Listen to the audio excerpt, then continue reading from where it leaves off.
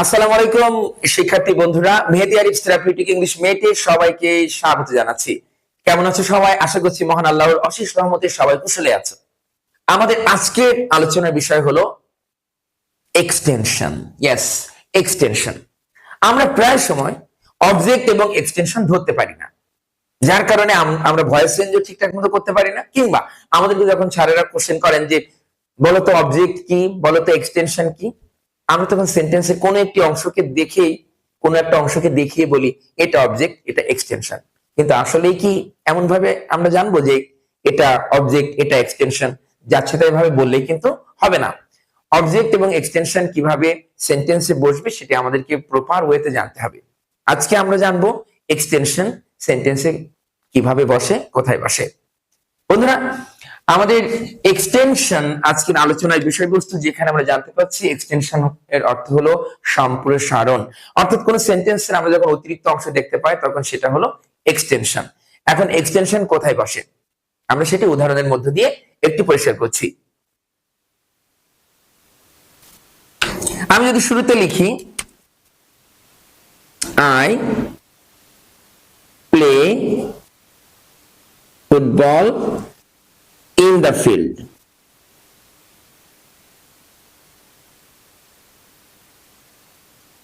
এই ধরনের সেন্টেন্স দিলে আমাদের শিক্ষার্থীরা একটু ঘাবড়ে যায়। তারা ভাবে যে আসলে এখানে অবজেক্ট কই আর এক্সটেনশন কই।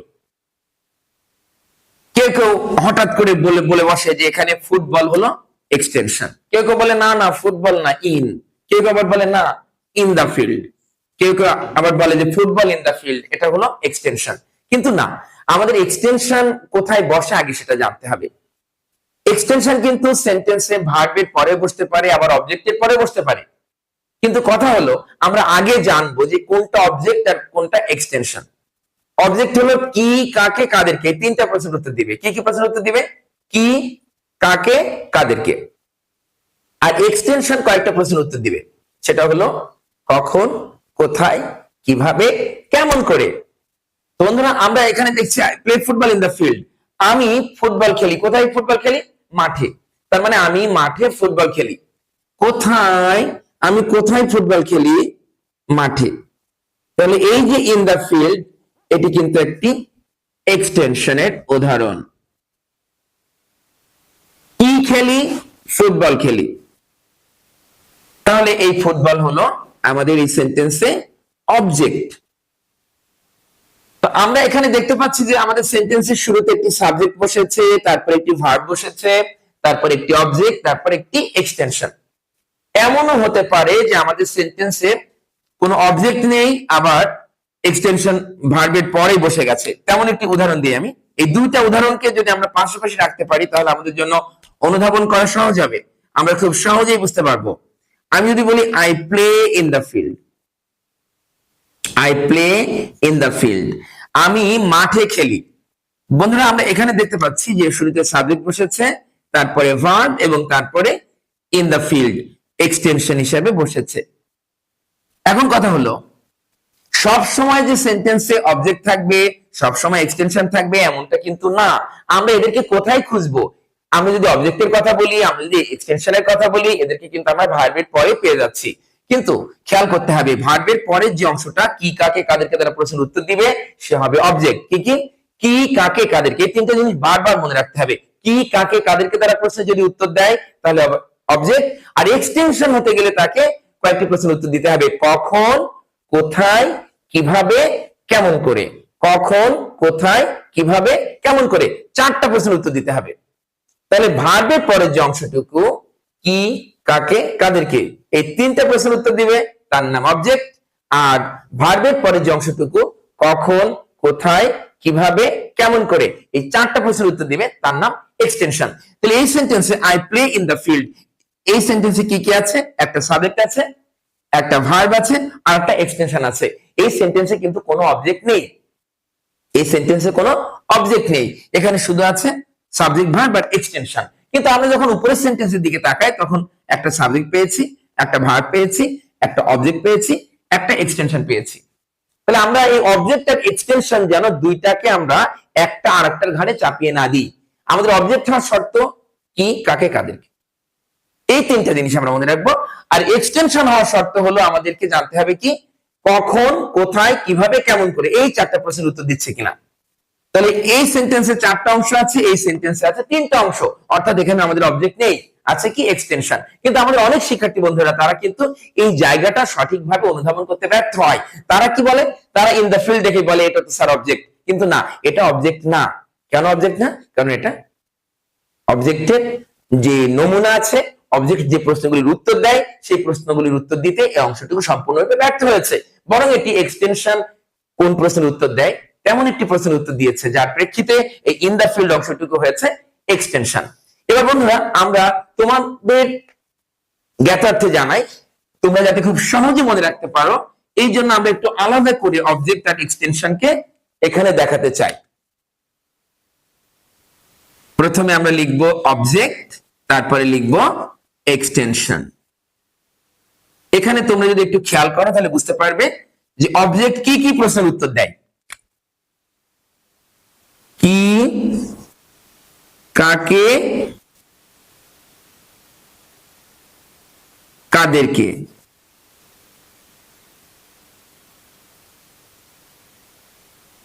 প্রভৃতি প্রশ্নের উত্তর দেয়। কে উত্তর দেয়? অবজেক্ট। আর এক্সটেনশন কি করছে? সে হলো কখন, কোথায়, কিভাবে, কেমন করে প্রভৃতি প্রশ্নের উত্তর দেয়। অবজেক্ট কিন্তু ভার্বের পরে বসে, ভার্বের পরে বসে।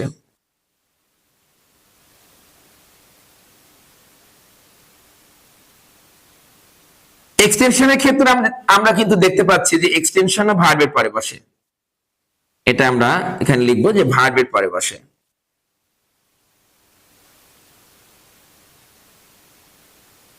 কিন্তু সাধারণত আমরা দেখি যে ভার্বের পরে বসে অবজেক্ট, আবার ভার্বের পরে এক্সটেনশন। তাহলে যদি কোনো সেন্টেন্সে অবজেক্টও বসে আবার এক্সটেনশনও বসে, তাহলে সেক্ষেত্রে কি আগে বসবে? আগে বসবে অবজেক্ট, তারপর কি বসবে? এক্সটেনশন। আবার এমনও হতে পারে যে সেন্টেন্সে শুধু অবজেক্ট বসেছে, ভার্বের পরে এক্সটেনশন নেই। আবার কোন কোন সেন্টেন্সে শুধু এক্সটেনশন আছে, ভার্বের পরে অবজেক্ট নেই। তাহলে অবজেক্ট এবং এক্সটেনশন থাকতে গেলে আমাদের এই রিকোয়ারমেন্ট ফুলফিল করতে হবে। অবজেক্ট হতে গেলে কি, কাকে, কাদেরকে এই প্রশ্নের উত্তর দিবে। আর এক্সটেনশন হতে গেলে কখন, কোথায়, কিভাবে, কেমন করে এমন প্রশ্নের উত্তর দিবে। আমি এখন কয়েকটি এক্সটেনশনের উদাহরণ দিচ্ছি। এক্সটেনশন,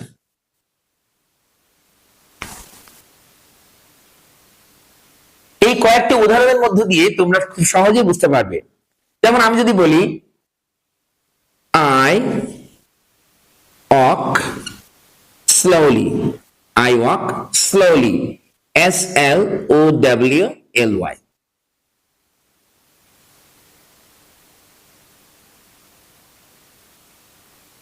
She writes quickly,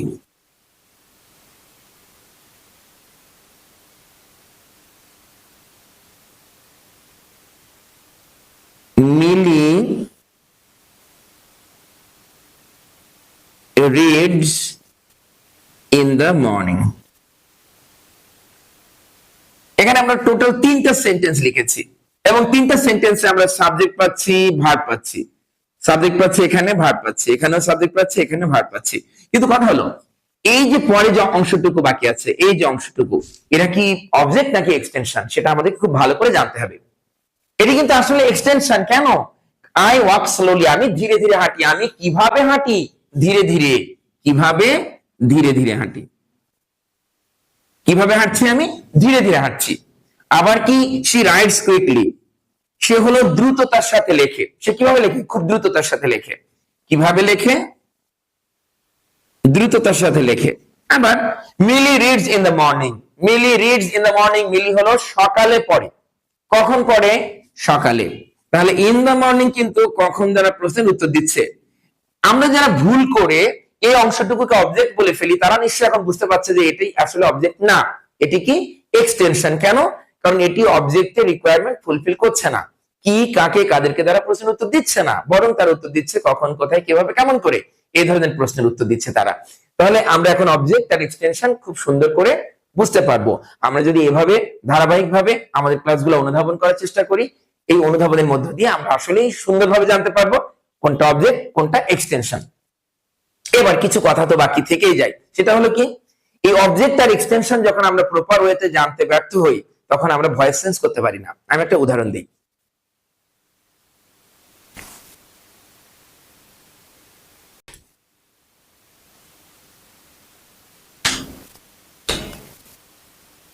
আমি যদি বলি I read a book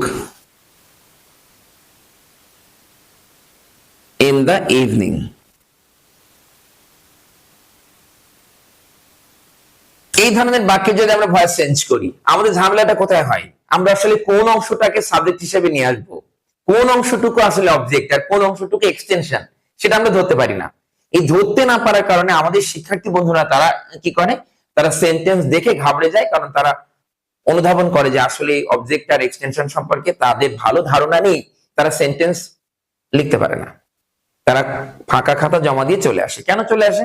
কারণ তারা জানেই না যে অবজেক্ট কোন অংশটুকু, এক্সটেনশন কোন অংশটুকু। কারণ এই ধরনের সেন্টেন্স যদি আমরা আই রিড এ বুকের কথা বলতাম তখন আমরা সহজেই ধরতে পারতাম যে হ্যাঁ, ভার্ব যেহেতু আমাদের এখানে আছে রিড, তাহলে এখানে আমাদের অবজেক্ট হবে আ বুক। কিন্তু এই ইন দা ইভিনিং দেওয়ার কারণে আমাদের অনেক শিক্ষার্থী বন্ধুরা তারা ধরতে পারে না যে আসলে ইন দা ইভিনিং এটা কি অবজেক্ট হবে নাকি আ বুক অবজেক্ট হবে। অনেকে ধরেই নিয়েছে এমন যে সেন্টেন্সের লাস্টে বসে তার মানে মনে হয় এটা অবজেক্ট, কিন্তু না, সেন্টেন্সের লাস্টে বসলেই কিন্তু অবজেক্ট হবে না। ভার্বের পরে আমরা দেখব অবজেক্ট আর এক্সটেনশনকে, যে অংশটুকু আমাদের কি কাকে কাদেরকে দ্বারা প্রশ্নের উত্তর দিবে ওটা অবজেক্ট হবে, এবং ওই অবজেক্টটাকে আমরা সাবজেক্ট বানাবো ভয়েস চেঞ্জে। আবার যে অংশটুকু উত্তর দিতে ব্যর্থ হবে তাদেরকে আমরা এক্সটেনশন বলবো। এই এক্সটেনশন দিয়ে কিন্তু আমরা সাবজেক্ট শুরু করতে পারবো না, মনে থাকবে। যেমন আমি যদি এই সেন্টেন্সটার ভয়েস চেঞ্জ করি, I read a book in the evening, আমি সন্ধ্যাবেলাতে একটি বই পড়ি, তো আমাদের এই বাক্যে অবজেক্ট কই, আ বুক। এই আ বুককে আমি সেন্টেন্সের শুরুতে নিয়ে আসবো, কিন্তু আমি কিন্তু নিয়ে আসবো না in the evening. In the evening যদি আমি নিয়ে আসি শুরুতে, সেন্টেন্স কেমন যেন একটু হজবরলা টাইপ হয়ে যাবে, সেটি ভালো সেন্টেন্স হবে না।